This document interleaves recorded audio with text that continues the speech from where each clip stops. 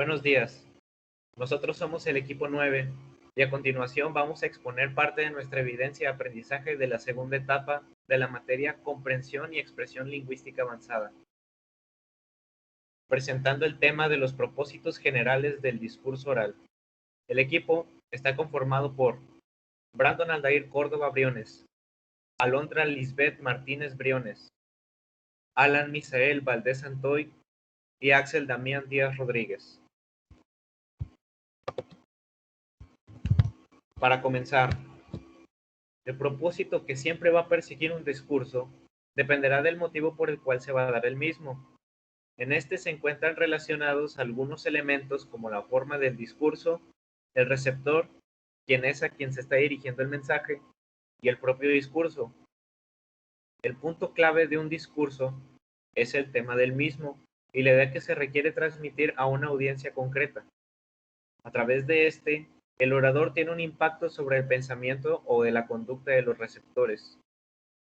Dentro de este intercambio comunicativo, el emisor puede plantearse varios propósitos o objetivos, pero solo uno debe ser el principal. Como primer propósito, tenemos el de entretener. Aquí, cuando el interés se dirige principalmente a seguir que los miembros del auditorio se diviertan, el propósito predominante del discurso va a ser entretener, divertir y agradar.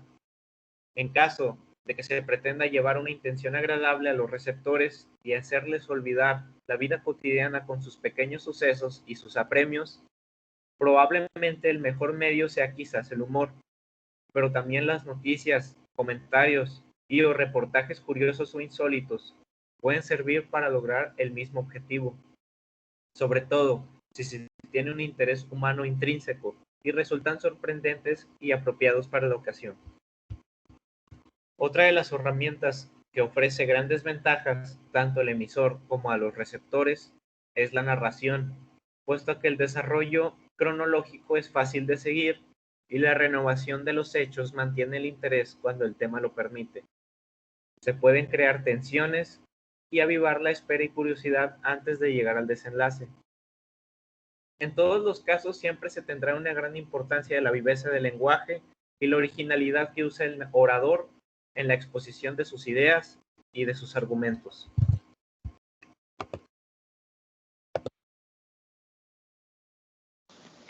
Informar.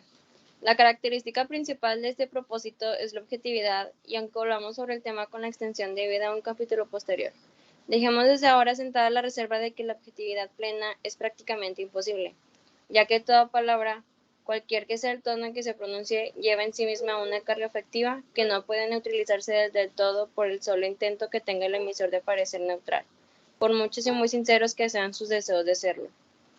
Para transmitir con éxito el mensaje informativo, el emisor debe relacionar sus ideas con el conocimiento previo que tiene el público, debe encadenarlas para que resulten fáciles de seguir y recordar, y debe presentar ejemplos lo bastante concretos y apoyados en datos específicos para elevar en modo apreciable el nivel perceptivo e informativo del auditorio.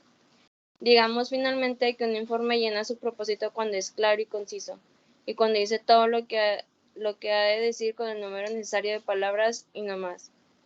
Cuando gracias a él sus destinatarios se van enriquecidos con una noticia o una verdad que antes no conocían. Convencer.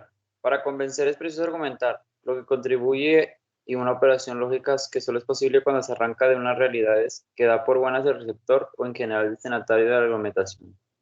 Se trata, pues, de una operación eminentemente intelectual que emplea elementos puramente cognoscitivos y racionales, que debe trabajar conjunta y simultáneamente la inteligencia del que habla y del que escucha, haciéndole seguir un mismo proceso.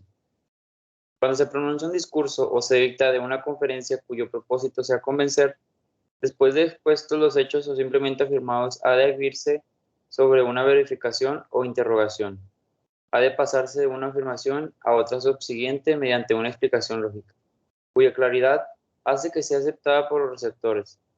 El fruto normal de una sólida argumentación es el de convencer a los que escuchan de que son ciertos los hechos sobre los que se argumenta. El asentimiento que se produce es libre y reflexivo, con ausencia de todo elemento impositivo El que ha sido convencido no ha sido en modo alguno derrotado, sino que por el contrario, ha sido enriquecido con unas verdades antes que no conocía, e iluminado con unos razonamientos en los que antes no había reparado.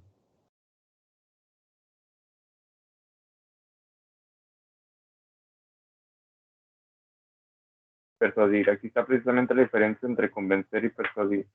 La persuasión da un paso más, arrancando de los lazos precedentes. Primero informar, después aclarar sobre los hechos informados y probados. Y es el de intentar que el destinatario de la exposición oral haga aquello a que es invitado, en forma libre y de manera espontánea. El emisor apela primero a la razón y argumenta a base de los hechos que han sido objeto de comprobación. Pero cuando ya se ha hecho esa apelación al raciocinio, acude también al sentimiento poniendo en su mensaje una carga emocional. El objetivo ahora es ciertamente el de influir en la voluntad del que escucha, el cual ya ha sentido a los argumentos de la razón y los ha aceptado. Aunque ha permanecido estático, de lo que se trata es de arrancarle de esa quietud. Aquí empieza la persuasión y no antes, para que adopte un gesto y tome una decisión, debido a que el discurso de persuasión se dirige de manera característica hacia las opiniones y en tendencia a la acción de los oyentes. Ha de estar compuesto por una serie bien ordenada de argumentos, apoyada en hechos, figuras y ejemplos. Sin embargo, para tener éxito en la persuasión, hace falta algo más que hechos.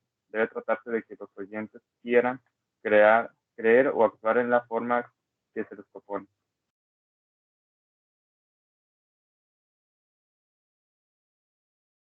Conclusión. El propósito específico de un discurso es la respuesta precisa que el orador o emisor desea obtener del auditorio. En otras palabras, este propósito se refiere exactamente a aquello que deseamos que la audiencia haga, crea, sienta, comprenda o disfrute. Por ejemplo, el tema que un emisor desenvuelve ante una asamblea de obreros azucareros comprende las bondades y ventajas de una cooperativa de crédito.